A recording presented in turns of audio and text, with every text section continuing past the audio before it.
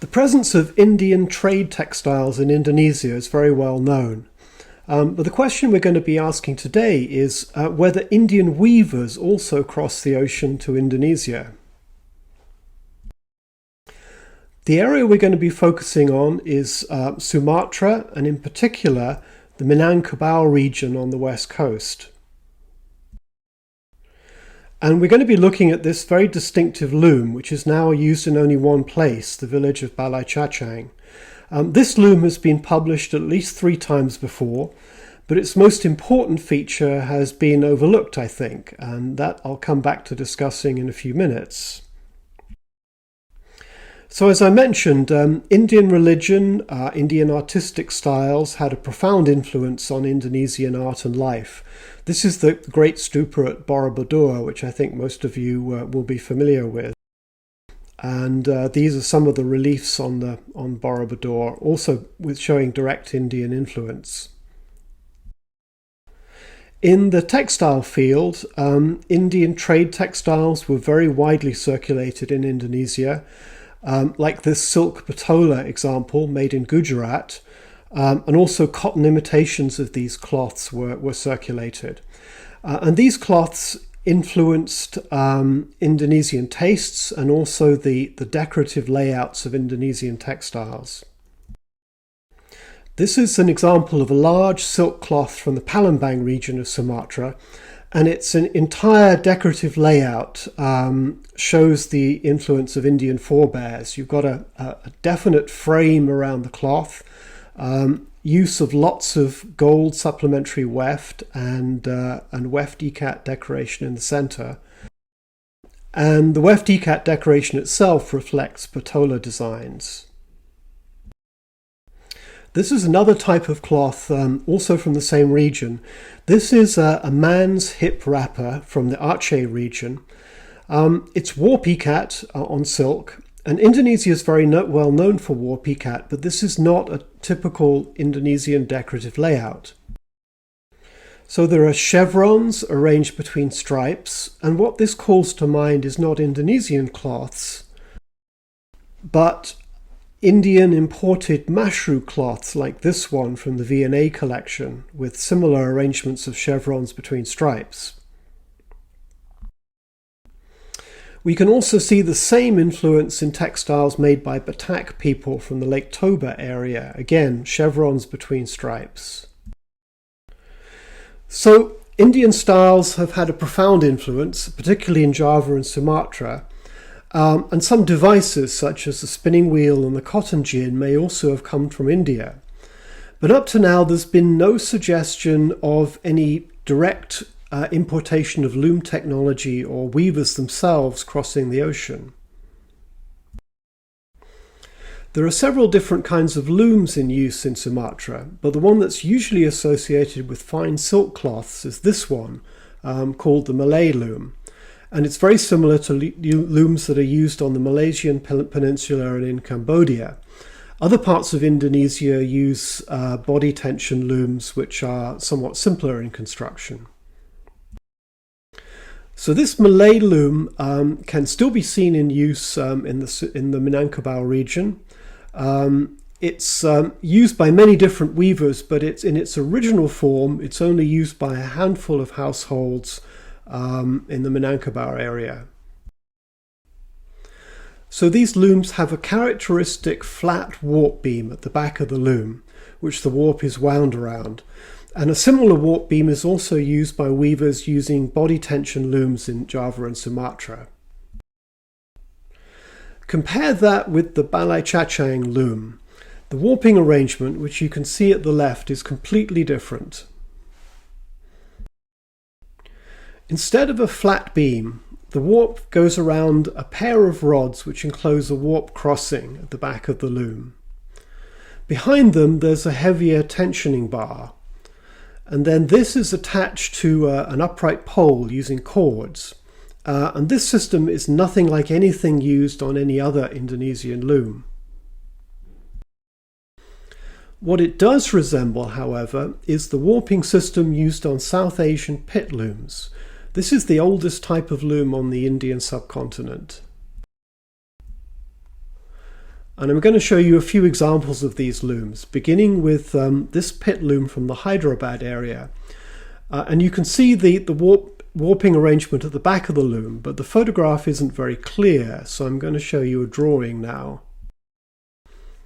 So this is a drawing of the same loom, and you can see that the warp is secured around two rods enclosing a warp crossing at the back of the loom on the right in this drawing. And those bars are then attached by cords to a slightly heavier tensioning bar. And then that bar is attached by cords which go around a pole at the back of the loom. And then the cords are tied off right next to the weaver on another post. So the weaver can loosen off the warp cord and extend the warp just by leaning across and loosening off that cord around the post. And the suspension arrangement at the back of the loom is essentially identical to that used on the Balai Cacang loom. It's also quite an ingenious system because it delivers a 3-to-1 mechanical advantage to the weaver.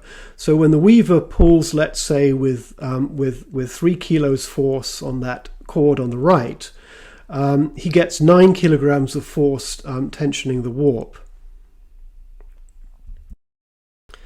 A very similar system is used by mashru weavers in the Patan region of Gujarat. And this mashru loom also has the pair of rods on the right here enclosing a warp crossing, and then behind them the heavy tensioning bar, and then behind that the post around which the cord passes. And in this case, the excess warp is suspended in a bundle over the paired rods that are enclosing the warp crossing. Here it is again. You've got that bundle of excess warp at the top left. And below that, you can see the pair of rods with the warp crossing and the heavy tensioning bar. And today, the few remaining mashru weavers in the Patan area mostly make striped textiles, which are a mixture of silk and cotton with a characteristic satin weave. But in the past, they also made warp ikats like this one that I showed earlier. Another loom that also uses a similar warping system is the famous Patola double ikat loom, also from Gujarat. So the warp suspension system has got the same 3 components that I showed you earlier. In this case, however, the weavers have substituted a modern pulley for tensioning the warp. So here's that system again on the Balai Cacang loom in Indonesia. This, as far as we know, is the last surviving example of this type of loom. It's only being used, as far as we know, by one weaver in the village of Balai Cacang. So to finish up, I'm going to consider what some of the implications of this might be. Firstly, it implies almost certainly the presence of Indian craftspeople in Indonesia. Now, why do I say that? Well, this is because a warping system like this is a difficult and complicated thing to set up. And you need to know not only how to set up the warping system, you need to understand how to create the warp itself at the same time. So it's a complex system. And you would need to learn something like this directly from another weaver. You couldn't pick it up from a verbal description, for example. So this means that Indonesian weavers must have acquired this technology by being in direct contact with Indian weavers. Secondly, it must have been present in Indonesia for a long time, and it must in particular predate the Malay loom.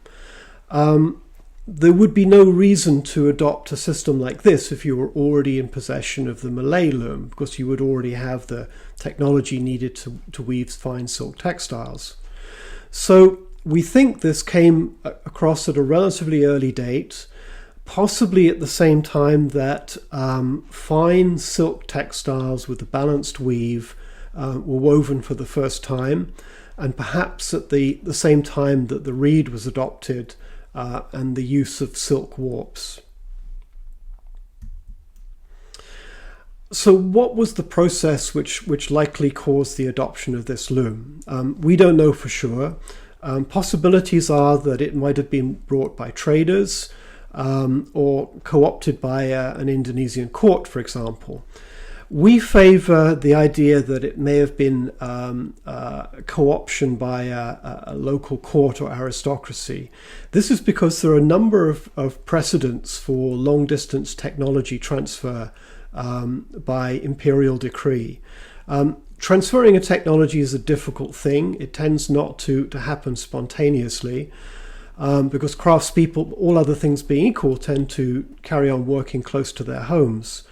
And the examples that we have of long-distance technology transfer are generally as a result of the demand from a particular court. So, for example, the Mughal courts in India brought draw loom technologies from Central Asia in order to weave fine silk textiles for them.